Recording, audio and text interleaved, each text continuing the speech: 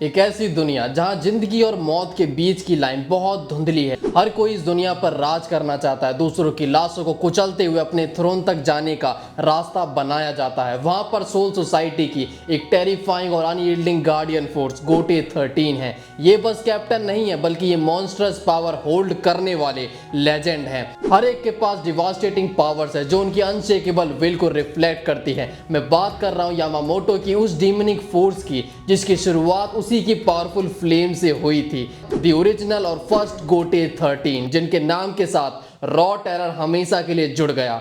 ये लोग हमें बताते हैं कि गोटे 13 हमेशा से एक प्रोटेक्टर्स का ग्रुप नहीं था, बल्कि इसे बनाया गया था अपनी जान पाक्टों के दम पे ओपोनेंट्स को डोमिनेट करने के लिए। इसका हर एक बंदा एक वेपन था, अपने डोमेन का गॉड। हर किसी के पास पावर थी अनइमेजिनेबल डिस्ट्रक्शन अनलीश करने की। फर्स्ट गोटे 13 इस ग्रुप के सामने स्टैंड करने के लिए भी तुम्हें सर्टिफाइड मॉन्स्टर होना पड़ेगा।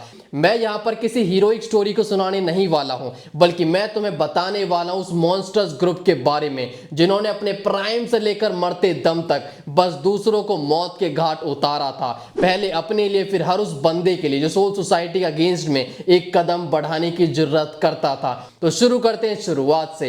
हजारों सालों पहले सैरिटी एक ऐसी जगह थी जहां पर मॉन्स्टर्स फोर्स अपने रैम्पेज पे थी। हर तरफ बस डिस्ट्रक्शन था।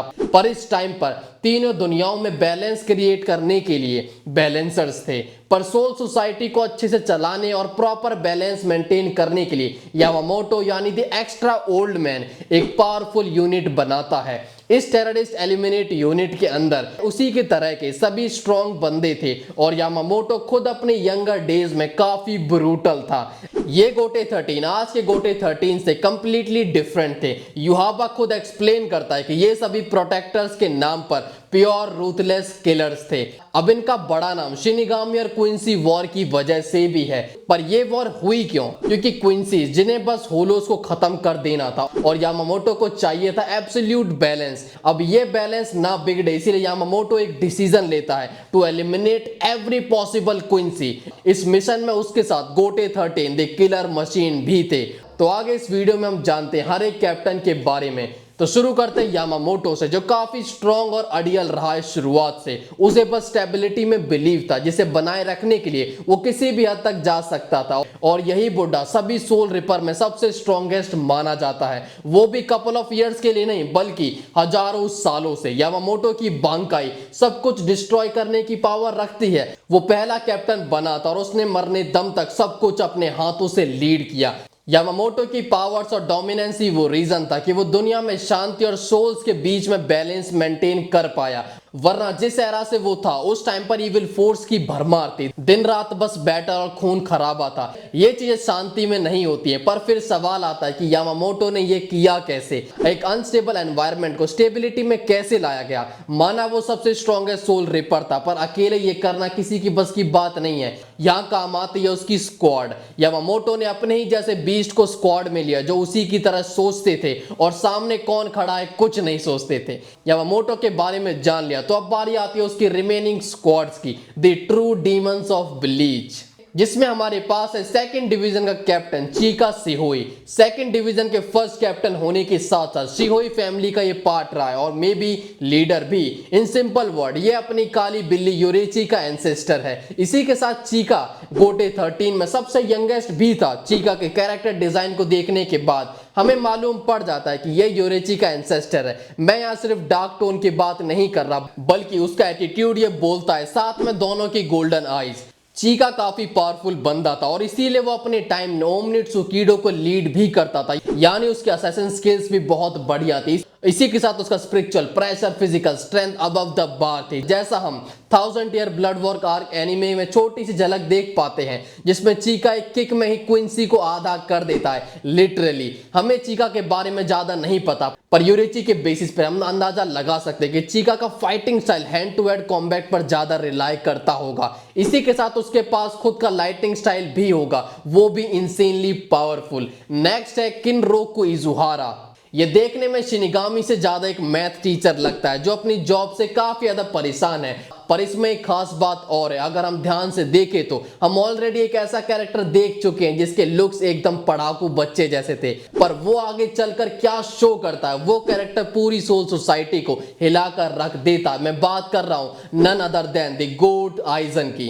सो अकॉर्डिंग टू एलएचएस मैं मान लेता हूं कि इजुहारा देखने में भले ही सिंपल और टीचर वाली वाइब रखता हो, पर वो उसका जस्ट अपोजिट है। लाइक हम देखते हैं किस तरह से इजुहारा क्वींसीज की गर्दनों पर तलवार चलाता दिखता है, उसके चेहरे पे एक शिकन नहीं होती है। यही तो होता है एक मॉन्स्टर। जब तुम्हारी स्ट्रेंथ किसी से मैच ना हो, तुम्हारी सुपीरियरिटी हर सिचुएशन को सिंपल बना दे, so we can assume that Izuhara एक ट्रू मॉन्स्टर था। नेक्स्ट है चिगिरी शिंजिमा, पहला 4th डिवीजन का कैप्टन। अभी करंटली भले ही 4th डिवीजन एक मेडिकल यूनिट की तरह काम करती हो, बट आई एम श्योर जब पहली बार गोटे 13 फॉर्म हुई होगी तब इनका कोई स्पेसिफिक पर्पस नहीं था। सारे के सारे कैप्टन और स्क्वाड का बस एक गोल था, टू डिकैपिटेट देयर अपोनेंट। उसी तरह चिगिरी भी एनीमे फ्लैशबैक में काफी कोल्ड सीन में दिखता है। वो सेंटर में खड़ा है और उसने अपनी जान पाक्टो से मल्टीपल क्वींसीज की गर्दनें अलग कर दी। उसे देखकर कहीं से भी नहीं लगता कि वो थका है या आगे आने वाले और ज्यादा एनिमीज उसे कोई दिक्कत देने वाले हैं। अपार्ट फ्रॉम दिस चिगिरी को देखकर लगता है कि जैसे वो बीमार है, क्योंकि उसके अंदर से मुझे उकी टाके वाली वाइब्स आ रही हैं। थोड़ा ढीला सा कैरेक्टर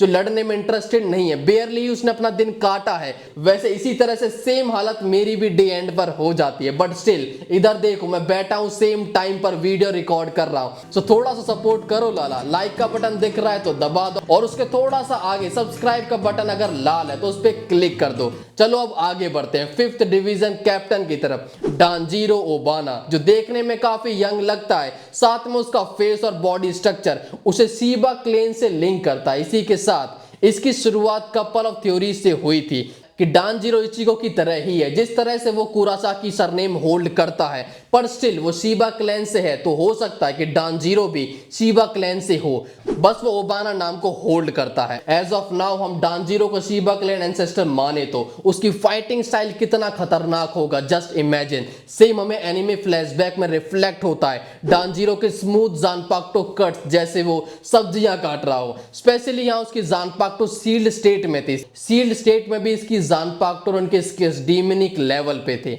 आगे है 6th division captain Saito Furofushi. 6th division की फर्स्ट कैप्टन एक लड़की थी, वो भी जाराकी की तरह क्रेजी।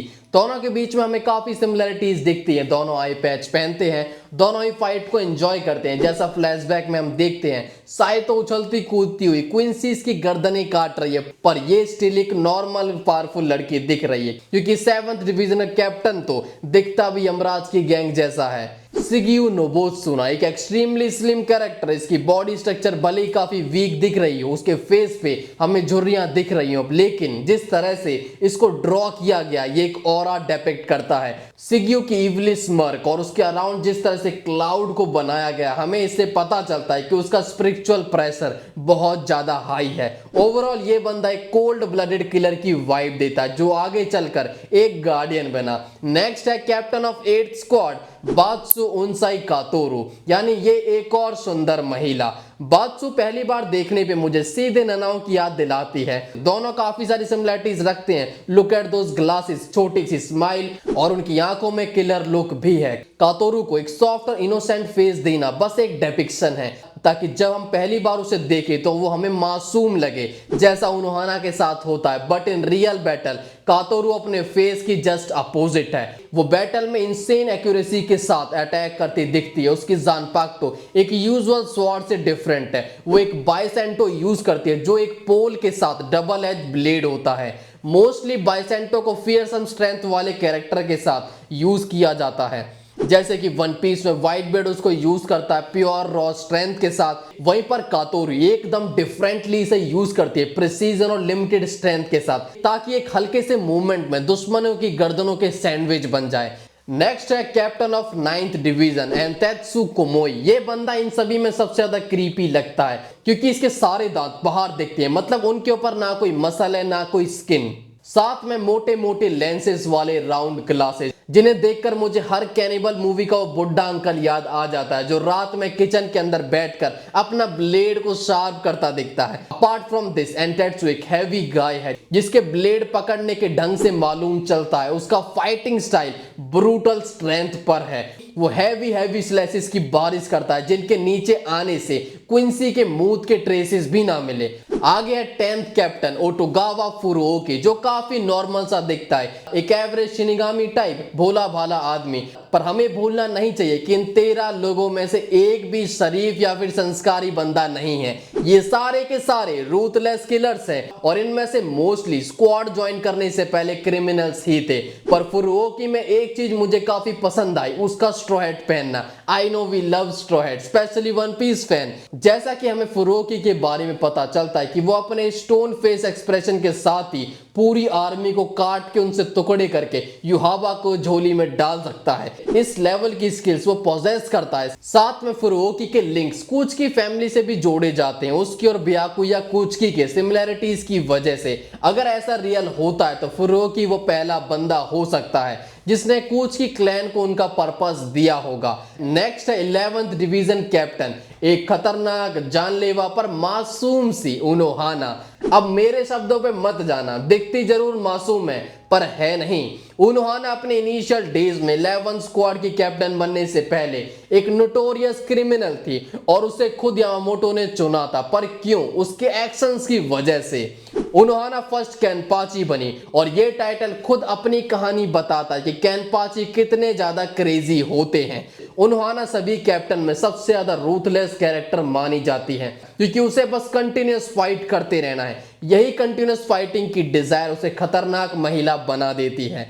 उसने सालों तक बस लड़ाइयां लड़ी हैं और सभी सरवाइव करी है, इवन युहावा की क्विंसी वॉर भी। इतनी फाइट के बाद भी ये औरत मरी नहीं, इसने अपनी जान बस कैनपाची ज़ाराकी के ट्रू पोटेंशियल को रिवील कराने के लिए गवाई, जिसे मैं 100% अलाउ करता हूं। आगे है captain of 12th division Ohin Jenjoji, also known as ancestor of Snorlax. Ohin जो एक फैट गाय है और उसकी बॉडी पर हम रेड मार्किंग नोटिस करते हैं और साथ में उसका evil smile like he is gonna eat all of them. Ohin अपने अपीयरेंस से ही हैवान लगता है और उसे देखते हुए मुझे अंदर से मयूरी की आवाज आती है, जैसे ये उसी का एंसेस्टर हो।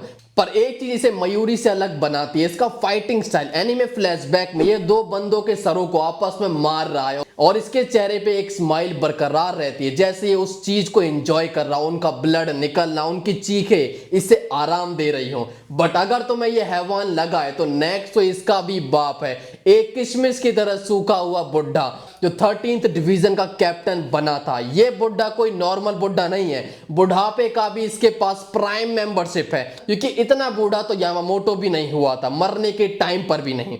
यानी साइजो साकाहोने, ब्लीच के सबसे ओल्डेस्ट म्यूजियम की वो पुरानी चीज जिसपे मकड़ी भी मूतना पसंद नहीं करती। अब तुम्हारे दिमाग में आ रहा होगा कि इतना बुढ़ा होने के बाद ये बैटल फील्ड में नहीं बल्कि डेथ पैड पर होना चाहिए था, मुझे भी यही लगा था। पर ये बुढ़ा एनीमे फ्लैशबैक में काफी लोगों का कुत्ता भरने के बाद उन्हें फिनिश करता हुआ दिखता है। So apart from his appearance इसमें कुछ तो खास था, तभी इसे यामामोटो ने खुद चूज किया। इसी के साथ अगर तुम ध्यान दो तो इसके नाम में साकाहोने आता जो 76 रुकॉन डिस्ट्रिक्ट है, यानी एक डिस्ट्रिक्ट का नाम इसके ऊपर रखा गया। इसने कुछ तो बड़ा कांड किया होगा जिसकी रिस्पेक्ट में एक डिस्ट्रिक्ट को ही इसका नाम दे दिया गया।